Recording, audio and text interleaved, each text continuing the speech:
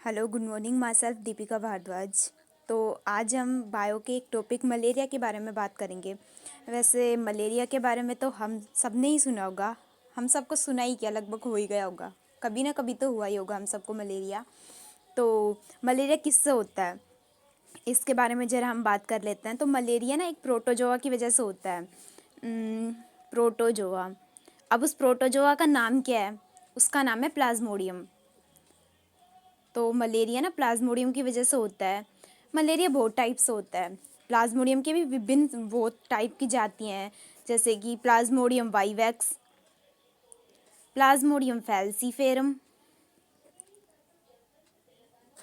और Plasmodium vivax, Plasmodium falciparum और Plasmodium मलेरियाई। तो ये तीन हैंगी प्लाज्मोडियम की। ये तीन जो हैंगी अवस्थाएं यानी कि जातियाँ हैं, इनसे ना अलग अलग टाइप का हमें मलेरिया हो जाता है। तो हम बात करते हैं फैल्सीपेरम के बारे में। कभी होता है ना कि बड़ा भयंकर मलेरिया हो जाता है, यानी कि बस मरने वाली स्थिति हो जाती है। दुर्दम मलेरिया भयंकर, तो सबसे भयंकर होता है वो इसकी वजह से। प्लाज्मोडियम फैल्सीपेरम की वजह से सबसे भयंकर वाला मलेरिया होता है। ये तो नॉर्मल है, हो जाता है, ठीक हो जाता है इन सब के बारे में। तो हम देखेंगे कि इन सब के टाइप से हमें मलेरिया हो जाता है। मलेरिया हो जाता है, नॉर्मल सी बात है। अब हम आगे चलते हैं इसके लाइफ साइकिल के बारे में। यानी कि जो ये प्लाज्मोडियम है वो अपना लाइफ साइकिल दो होस्ट के द्वारा अपना लाइफ साइकिल पूरा करता है। तो उन लाइफ साइकिल्स में जो होस्ट हैं हम उनके बारे में देखेंगे कौन कौन से हैं। जरा नाम बताते हैं। वो एक तो ह्यूमन में हो जाता है और दूसरा होता है मादा एनाफिलीज, फीमेल एनाफिलीज। इन दो में ना वो अपना जीवन चक्र पूरा करता है, मादा एनाफिलीज। वैसे एक नॉर्मल सी बात आपको पता होनी चाहिए कि जो मलेरिया है ना वो मादा एनाफिलीज के काटने से होता है, नर एनाफिलीज के काटने से नहीं होता। क्यों? क्योंकि जो नर के पास काटने वाले अंग ही नहीं होते। वैसे भी फीमेल आर ऑलवेज डेंजर। तो जो फीमेल एनाफिलीज के काटने से ही मलेरिया होता है। तो अब हम देखेंगे कि मलेरिया अपना जीवन चक्र कैसे पूरा करता है, उसके बारे में देखेंगे। तो अब हम चलते हैं लाइफ साइकिल के बारे में। आई होप आपको यहाँ तक सब क्लियर होगा। अब हम लाइफ साइकिल के बारे में देखते हैं। तो लाइफ साइकिल के बारे में, जैसे कि कोई मादा एनाफिलीज मच्छर है, यहाँ पे जैसे मादा एनाफिलीज कोई मच्छर है, उसने काटा, किसको काटा? यानी कि जो भी ह्यूमन है उसको काटा।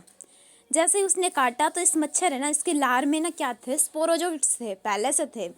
तो इसकी लार में जो स्पोरोजोइट्स थे वो हमारी ह्यूमन है ना उसकी लीवर सेल में चले जाएंगे, लीवर सेल में चले गए। यहाँ से जो स्पोरोजोइट्स थे इसकी लार में क्या थे? स्पोरोजोइट्स। तो ये जो स्पोरोजोइट्स थे वो इसकी लीवर सेल में चले गए। लीवर सेल में क्या होता है? एसेक्सुअल रिप्रोडक्शन होता है, यानी कि अलैंगिक जनन होता है। एसेक्सुअल रिप्रोडक्शन लीवर में होता है। तो एसेक्सुअल रिप्रोडक्शन लीवर सेल में हुआ तो ये जो स्पोरोजोइट्स थे इन्होंने अपनी संख्या रेगुलर बढ़ाते गए। तो जैसे ये अपनी संख्या बढ़ाएंगे तो लीवर सेल ना फट जाएगी और जो स्पोरोजोइट्स है ना वो बाहर आ जाएंगे। स्पोरोजोइट्स बाहर आ गए। अब स्पोरोजोइट्स बाहर आने के बाद ये क्या करेंगे? हमारी आरबीसी में गए। आरबीसी में क्या होता है? आरबीसी में भी एसेक्सुअल रिप्रोडक्शन हुआ। तो आरबीसी में भी लगातार होता गया और ये क्या थी, ये आरबीसी की सेल भी फट गई और ये बाहर आ गए। तो जब आरबीसी से ये बाहर आते हैं ना ये कण, आरबीसी फटने के बाद, तो हम इन्हें कहते हैं हीमोजोइंस। जैसे कि हीमोजोइंस इन्हें कहते हैं। आपने देखा होगा या फिर आपको खुद को भी हुआ होगा, जब हमें मलेरिया होता है तो जो हमारे ये सब, जैसे कि हमें कपकपी आके फिर बुखार चढ़ता है। तो कपकपी किस कारण आती है? जब आरबीसी फटती है ना तो ये जो कण निकलते हैं ना, हीमोजोइन कण कहते हैं, ये कण कपकपी का कारण होते हैं। छोटे क्वेश्चंस भी बन सकते हैं इस पे, 1 नंबर का क्वेश्चन कि जो मलेरिया में कपकपी का कारण क्या होता है, कौन से कण के कारण हमें कपकपी आती है, कपकपी के कारण बुखार होता है, वो हीमोजोइंस कण होता है। तो आरबीसी के बाद ये जो कण हैं ये बाहर निकल गए। तो आरबीसी में फिर सेक्सुअल रिप्रोडक्शन भी होता है, उससे क्या बन जाएंगे? गैमेट बन जाएंगे हमारे शरीर के अंदर। हमारे शरीर के अंदर क्या बन गए? युग्मक, यानी कि गैमेट बन गए। अब हमारे शरीर में गैमेट बन चुके हैं, अब हमारे आरबीसी में है। अब जैसे कि कोई फिर से मादा एनाफिलीज मच्छर आई जिसके लार में क्या नहीं था? स्पोरोजोइट्स नहीं थे। उसने हमको काटा। जैसे हमको काटा तो वो काटेगी तो क्या क्या करती है? खून चूसती है। तो हमारी आरबीसी थी, उसमें क्या थे, युग्मक थे। तो जैसे ही वो खून चूसेगी तो जो युग्मक थे ना वो मादा एनाफिलिज, तो वो क्या चले जाएंगे, मादा एनाफिलिज मच्छर के आमाशय में चले जाएंगे।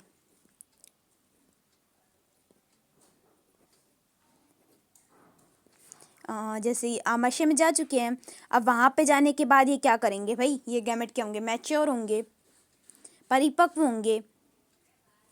तो यहाँ वहाँ पे जाने के बाद ये जो गैमेट थे वो परिपक्व हो गए, और परिपक्व होने के बाद आमाशय से वो फिर से क्या आ जाएंगे, लार में आ जाएंगे, स्पोरोजोइड्स के रूप में। लार में स्पोरोजोइड्स के रूप में आ जाएंगे।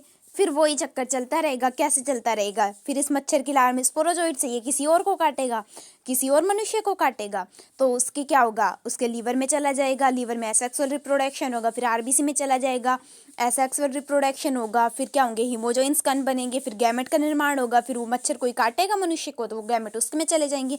तो ये चक्र ना ऐसे ही चलता रहता है, मादा एनाफिलिज मच्छर का ये साइकिल ऐसे ही चलता रहता है। तो ऐसे ना मलेरिया जो जो है प्लाज्मोडियम है, तो वो अपना जीवन चक्र दो दो होस्ट में अपना जीवन लाइफ साइकिल पूरा करता है। आई होप आपको समझ आया होगा। इट्स माई फर्स्ट सेशन, सो मैं फुल ट्राई करूँगी। आई होप आपको समझ आया होगा, नहीं आया तो प्लीज़ बता देना, आगे मैं अपना और बेटर देने का ट्राई करूँगी।